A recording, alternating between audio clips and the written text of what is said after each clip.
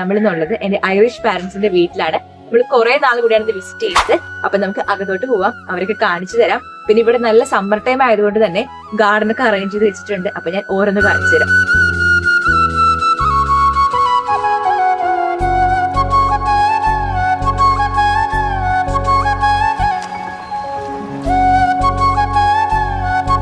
എന്ത് ഭംഗിയായി നോക്കി രണ്ടുപേരെയും കാണാനായിട്ട്, നല്ല ക്യൂട്ടായിട്ടില്ലേ.